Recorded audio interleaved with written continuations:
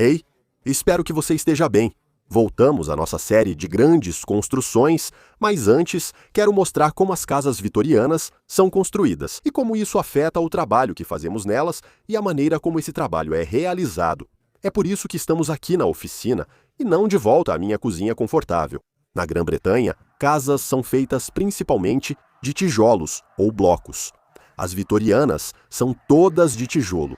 As paredes externas têm dupla alvenaria, com espaço de ar entre elas. Isolamento não era algo a ser considerado na época das lareiras a carvão.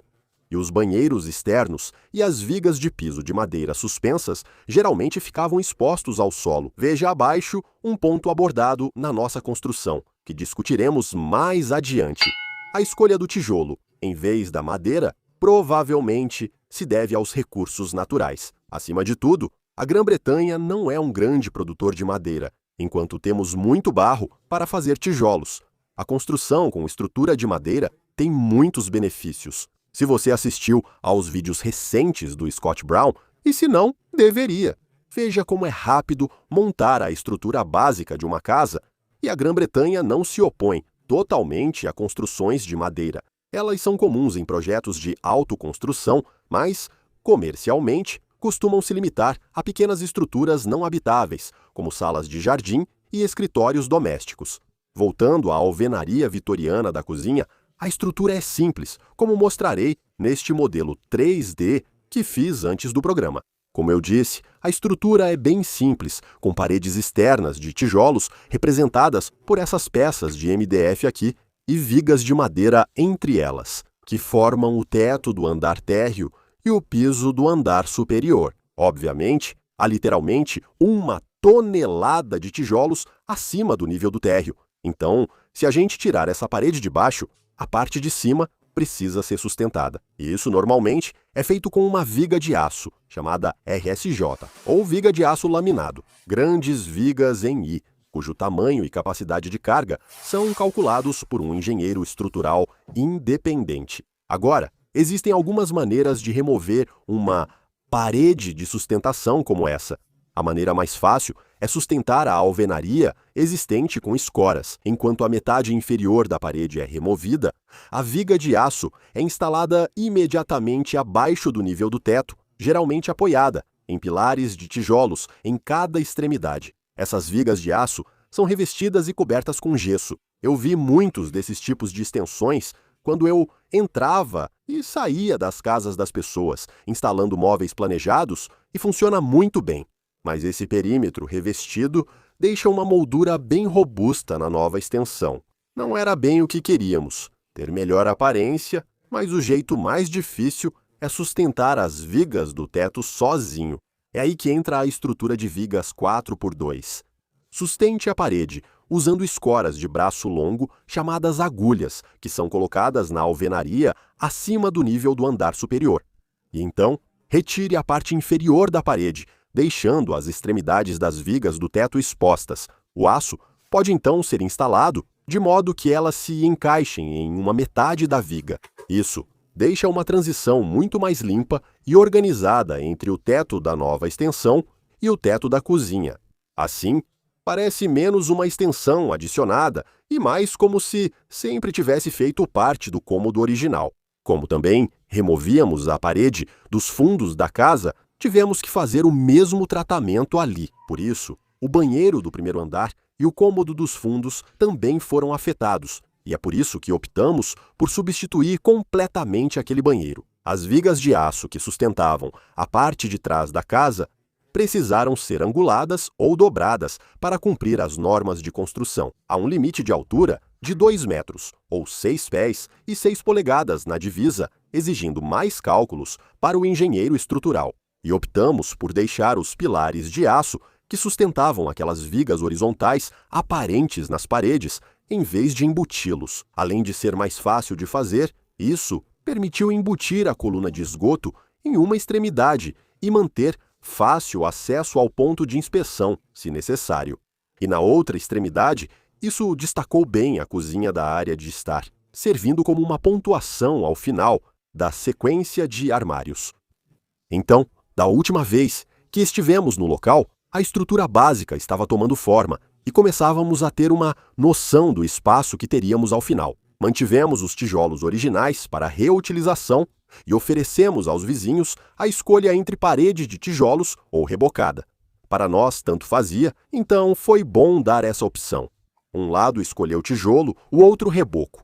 As paredes internas são de blocos, que são assentados mais rapidamente e possuem isolamento extra entre elas e a camada externa de tijolos. Cerca de uma semana depois, as madeiras do telhado da extensão já foram instaladas, assim como as vigas do piso da nova lavanderia e do lavabo no térreo. Infelizmente, no processo de descobrir tudo, também encontramos alguns problemas de umidade. Então, após cerca de 10 semanas de obra, prevista para durar de 12 a 16 semanas, não acho que vamos terminar em 6 semanas ou algo parecido. E a cozinha deve chegar em cerca de 4 semanas, então vamos ver. Mas no geral, você já pode começar a ver o formato do cômodo. Obviamente, este lado vai ser toda a cozinha. E este lado é a extensão de 3 metros que vai formar a sala de jardim. Sala de estar, ou como quisermos chamar. E, obviamente, todo o material que está nos fundos precisa passar pela casa.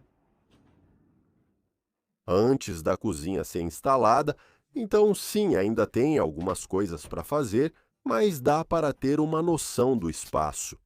Vai ficar bem legal. Temos alguns problemas de umidade, que decidimos resolver agora, em vez de deixar para depois. E é para isso que serve todo esse reboco impermeabilizante. Foi feito ao longo de toda essa parede divisória, basicamente. Na parede interna aqui, onde ela encosta na casa ao lado e na sala da frente.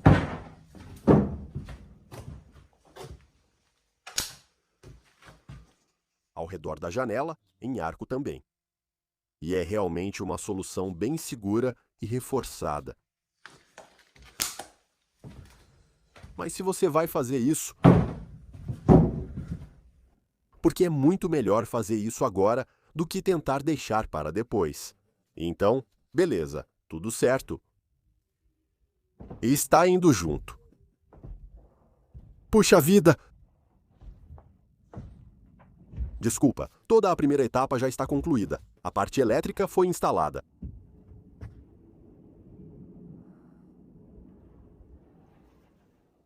Sim, estamos chegando lá agora. A correção da umidade não estava prevista e custou mais, mas não atrasou muito. Felizmente, o trabalho continuou enquanto o reboco impermeabilizante secava. Eu mencionei antes que as casas foram construídas com um piso suspenso, que basicamente ficava aberto aos elementos por baixo. Apesar de termos planejado o aquecimento de piso na cozinha e na nova extensão, parecia um passo longe demais fazer isso em todo o térreo, mesmo que todo o piso fosse ser levantado e substituído. Ao invés disso, instalamos isolamento entre as vigas originais do piso. E tenho que dizer, isso fez uma diferença enorme. Também foi colocado isolamento em todo o novo telhado. Enquanto tudo isso acontecia, recebemos as peças do banheiro e o trabalho começou no banheiro. Instalação.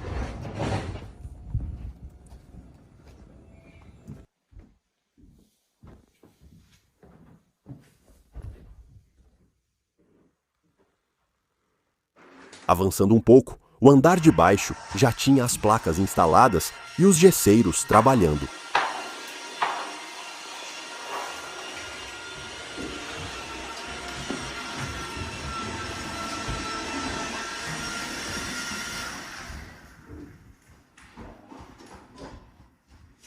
E alguns dias depois disso, conseguimos instalar nossos armários de cozinha reciclados na lavanderia, recém-rebocada. Começamos a dar uma olhada no espaço do jardim.